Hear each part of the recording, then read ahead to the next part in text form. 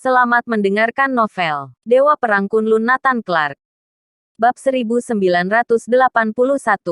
Eksperimen Richard berhasil. Yamaguchi Group dimusnahkan. Organisasi Mentari Hitam terdiam. Kekuatan Kaisar Lokal Eki Yoshikawa hancur. Organisasi Mentari Hitam frustrasi.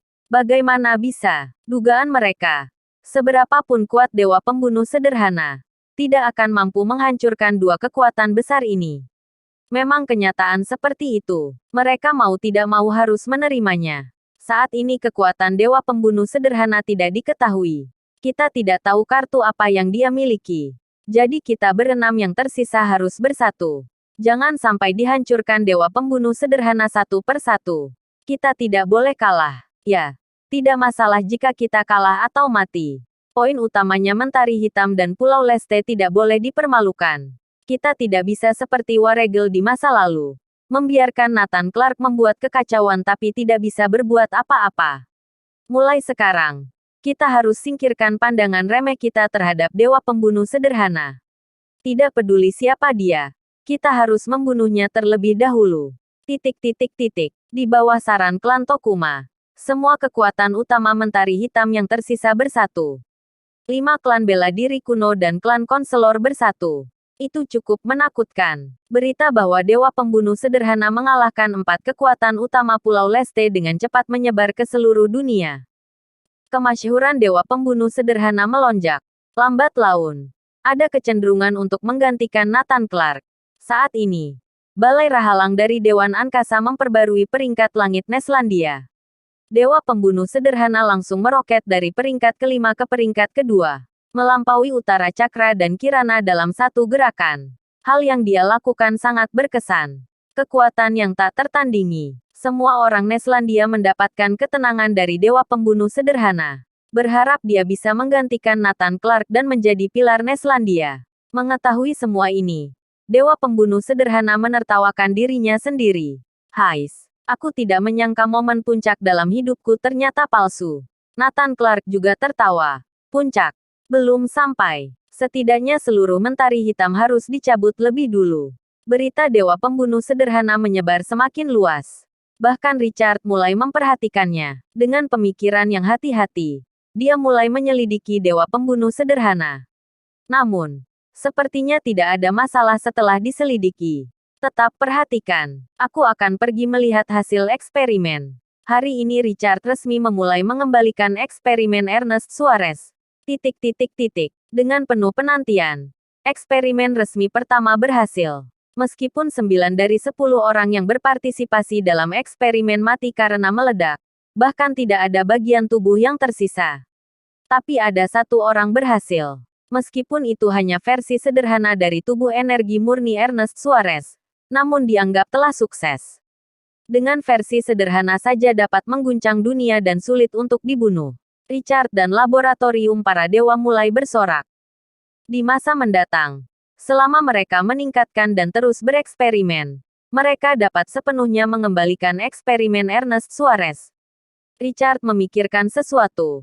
Mau tak mau berkata, "Oh ya, apa kalian sudah menemukan orang yang aku cari?" "Tuan Richard, kami sudah menemukan dan telah membawanya kemari," Richard berkata sambil mencibir. "Oke. Perkuat fisik mereka. Biarkan mereka menjadi objek eksperimen terbaik. Aku ingin mereka semua berhasil dalam eksperimen ini.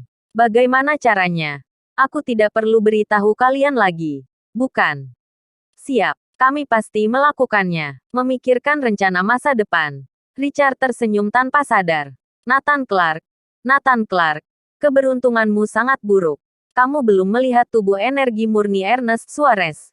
Kamu juga belum melihat tubuh energi murni yang aku pulihkan selanjutnya. Aku benar-benar ingin kamu hidup kembali dan bertarung dengan tubuh energi murni untuk melihat berapa lama kamu bisa bertahan.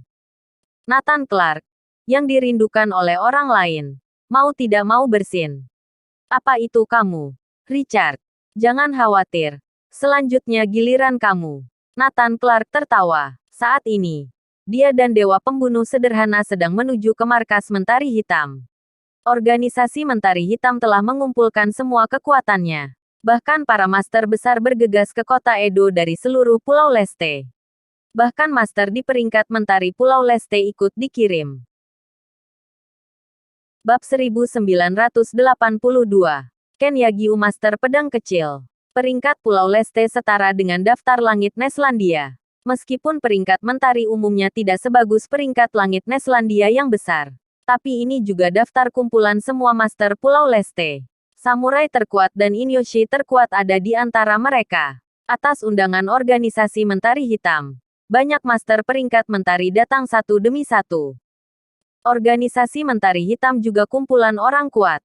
Klan Tokuma dari keluarga konselor, Kuil Suki, klan Kitajima, klan Hattori, klan Nogawa dan klan kuno semuanya telah berkumpul. Hanya klan Yagyu yang tidak bergerak. Klan Yagyu tidak bergerak.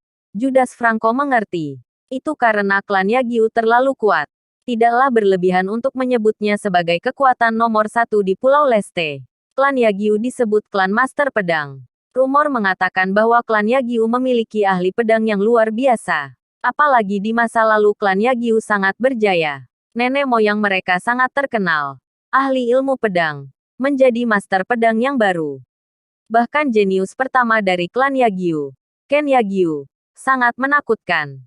Namun di usianya yang belum 30 tahun, Ken Yagyu sudah menjadi nomor satu di peringkat mentari Pulau Leste.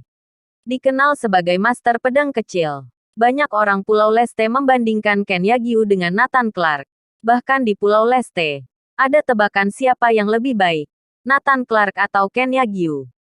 Selain Ken Yagyu, master klan Yagyu sangat banyak.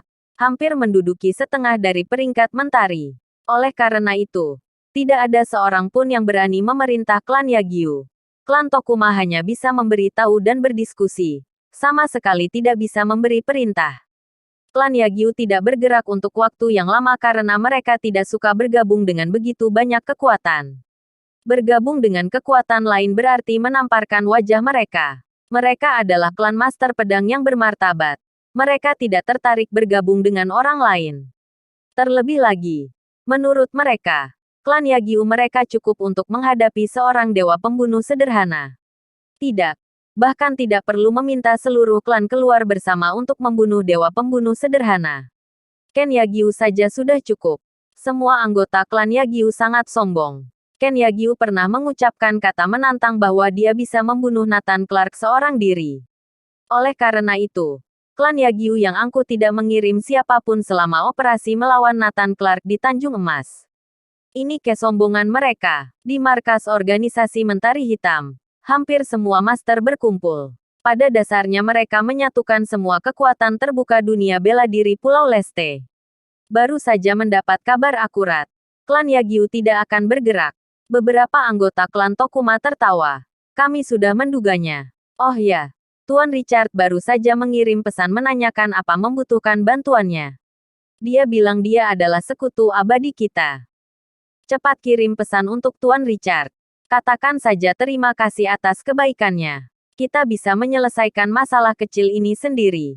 Jika ini tidak bisa diselesaikan, kita akan kehilangan muka.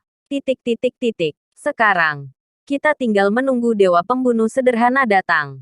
Aku jamin dia tidak akan bisa keluar dari sini. Para master yang hadir menarik napas dalam-dalam. Mereka semua ingin bertanding dengan dewa pembunuh sederhana. Nathan Clark sudah datang ke kota Edo bersama dewa pembunuh sederhana. Tuan Clark, menurut mata-mata, kekuatan utama organisasi Mentari Hitam telah berkumpul, menunggu kita datang ke sana. Namun, keluarga Yagyu yang terkuat belum bertindak. Mereka sampai saat ini belum bergerak. Menurut kabar, mereka tidak tertarik bergabung. Mereka ingin menghadapi kita sendirian. Dewa pembunuh sederhana membacakan berita yang terkumpul. Nathan Clark mengelus dagunya dan bertanya. Aku punya pertanyaan. Siapa di antara mereka yang lebih kuat? Saat ini, klan Yagyu lebih kuat. Mereka tidak hanya memiliki Ken Yagyu, tetapi mereka juga memiliki tetua yang dikatakan masih hidup. Dia adalah master pedang Pulau Leste. Walaupun markas Mentari Hitam mengumpulkan banyak master itu tetap tidak ada gunanya. Mereka tidak bisa melawan kedua orang ini. Dewa pembunuh sederhana menjelaskan. Nathan Clark berpikir sejenak. Lalu berkata, oke, kita pergi ke klan Yagyu lebih dulu. Kita hancurkan yang terkuat. Dewa pembunuh sederhana tertegun untuk sementara waktu. Begitu enteng. Mengapa hal semacam ini di hadapan Nathan Clark segampang makan dan minum saja? Bersambung.